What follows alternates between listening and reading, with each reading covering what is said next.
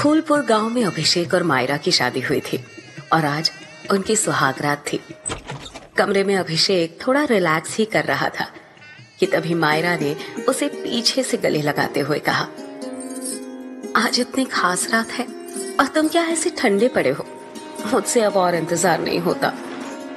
मायरा की बात पर अभिषेक ने उसे पहले तो हैरानी से देखा और फिर कहा, तुम तो बहुत ज्यादा एक्साइटेड।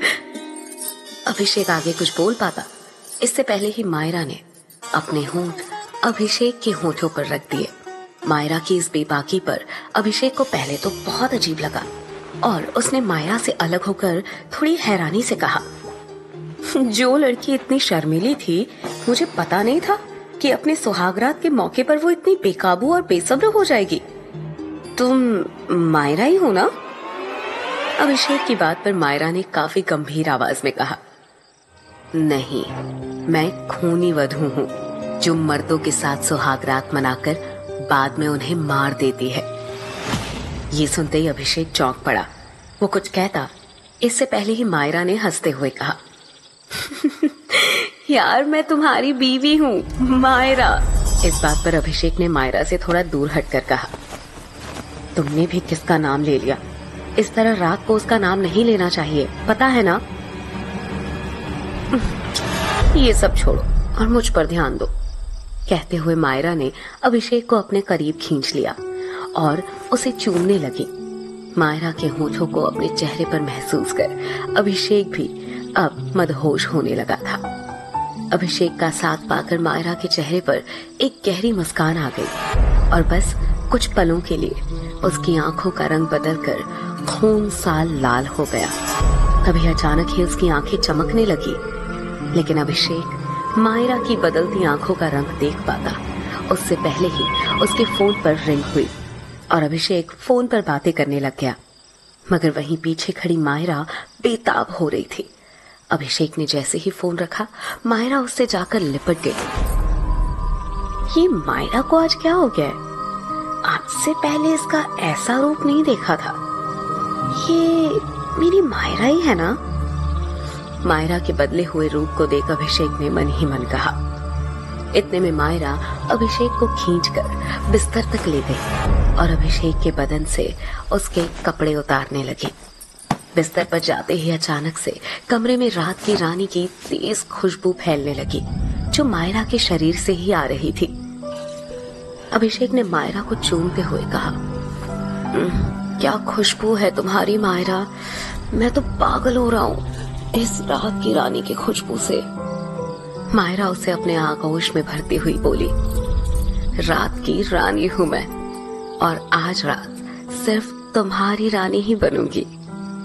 अभिषेक ने मदहोशी से कहा, सिर्फ आज नहीं, तुम हमेशा के लिए मेरी रानी बन चुके हो। अभिषेक मायरा को अभी चूम ही रहा था कि तभी अचानक से मायरा की आंखें फिर से चमकी, जैसे कि उसकी आंखों में कोई बल्ब जला हो। मायरा की आंखों के इस अजीब से ग्लो को देखकर अभिषेक एकदम से रुक गया। क्या हुआ अभिषेक, रुक क्यों गए? मायरा ने एक अदा के साथ अभिषेक के चेहरे पर प्यार से हाथ फेरते हुए कहा, मायरा तुम ठीक तो हो? अभी तुम्हारी आंखों में कुछ हुआ था। अभिषेक की बात सुन मायरा ने मुस्कुराते हुए कहा, नहीं, कुछ भी तो नहीं, देखो मेरी आंखें तो बिल्कुल ठीक है। लेकिन अभिषेक मानने को तैयार नहीं था। उसने बिस्तर से उठते हुए कहा, नहीं मायरा, मैंने देखा तुम्हारी आंखें ग्लो कर रही थी। क्या हुआ तुम्हें? अभिषेक की आवाज एक अनजाने भय से कांप रही थी, लेकिन तभी मायरा ने अपने कोमल हाथों को अभिषेक के चेहरे पर फेरा और अभिषेक मानो सब कुछ भूल गया हो। और फिर अभिषेक धीरे धीरे मायरा के कपड़े उसके जिस्म से अलग करने लगा। इसके बाद तो जैसे कमरे में एक तूफान सा ही आ गया, जिस तूफान में अभिषेक बहता ही चला गया। थोड़ी देर बाद जब वो थक गया तो वो मायरा से अलग हुआ और उसने कहा, मायरा, आज तो तुमने मुझे बहुत ज्यादा एक्साइटेड कर दिया था। इससे पहले भी हमने कई बार साथ वक्त बिताया है, मगर आज बहुत अलग लगी यार, सच कहूं तो मजा आ गया, अभिषेक ने हांफते हुए कहा। ये सुनकर मायरा के होठों पर अजब सी मुस्कान तैर गई। उसने शरारत से कहा, तो फिर से आ जाओ ना, रुको थोड़ी सांस तो लेने दो, मैं बस 2 मिनट में आया। कहाँ? इस वक्त बीच में कहाँ जा रहे हो? मायरा ने पूछा। आता हूं, फिर मैं तुम्हारे अरमान पूरे करूंगा।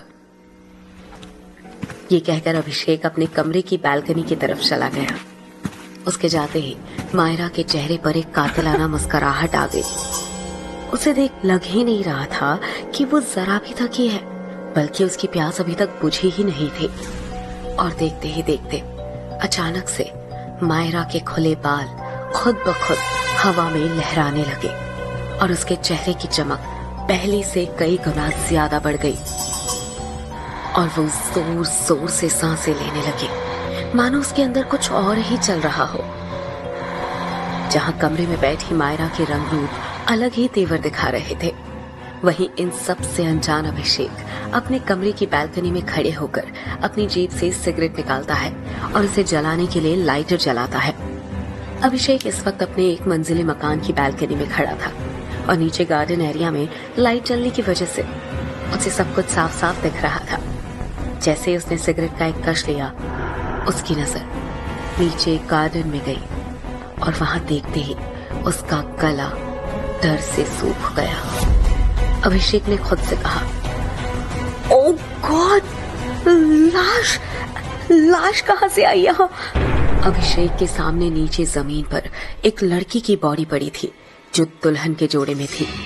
उसने घबराते हुए जैसे ही और ध्यान से देखा तो उसकी आंखों को यकीन नहीं हुआ, क्योंकि वो लाश किसी और की नहीं बल्कि उसकी पत्नी मायरा की थी।